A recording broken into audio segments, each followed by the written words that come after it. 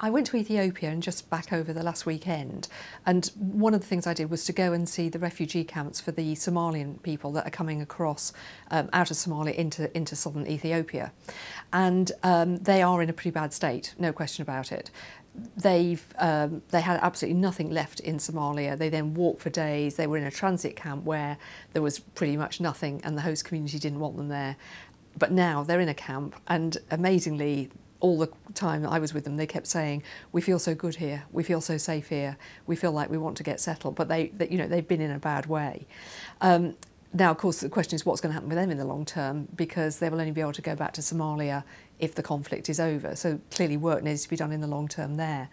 The other part of all this crisis is not just what's happening in Somalia, it's right across East Africa, where a lot of the particularly pastoralist communities are very badly affected by the droughts. And the key thing in all this is, this needn't have happened. It is perfectly possible for us to get food security in the Horn and East Africa. A number of countries have really made a lot of effort to try to deal with food security. Talking about Ethiopia, they have a safety net scheme for hunger, which is actually a cash for work scheme, and that's for about 7 million people. So that keeps 7 million people out of the greatest difficulty in food crisis. They have vast numbers of programmes on smallholder agriculture to get that going.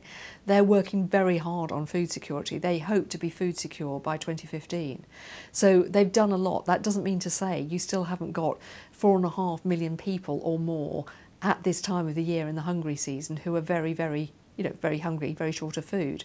But that's an enormous gain on where we were 10, 20 years ago. So things have happened. The problems that we're seeing now have got to be led by the countries, the individual countries themselves. They have got to decide what their food security policies are and get on with the different aspects of that. It could be rural roads, it may be irrigation systems.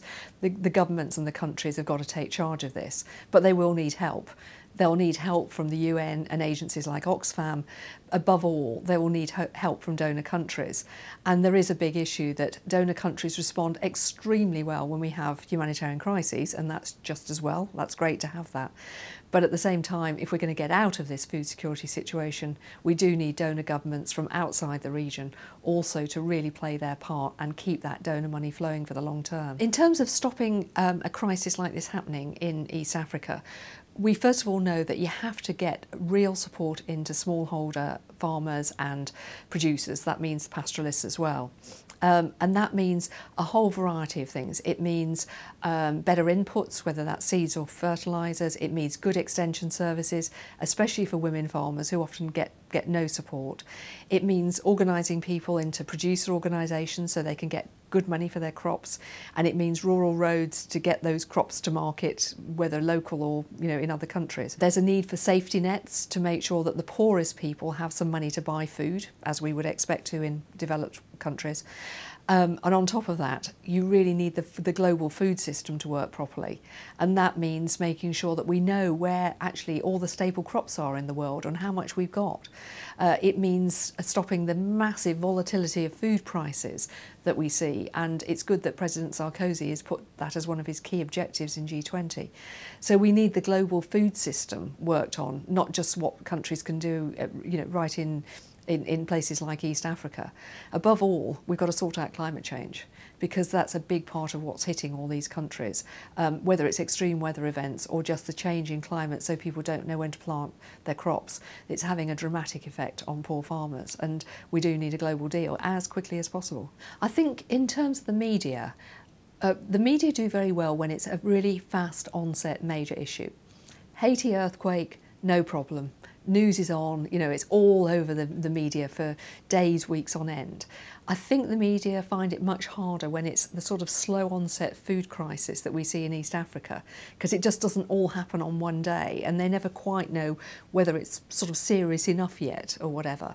I think that's a particular problem with this crisis, because we've got Somalian refugees and everybody's been swarming around refugee camps, But what they don't seem to have seen is the other sort of 11 or 12 million people who are being affected right across East Africa. So there is a question about the media finding certain things photogenic and other things not. And it is particularly hard in a long food crisis to keep the interest there. It feels like, well, there's no news story, so the media just sort of disappear. And yet this needs to be brought to people's attention all the time. So we know what to do. Some progress has been made, but we haven't cracked it finally yet.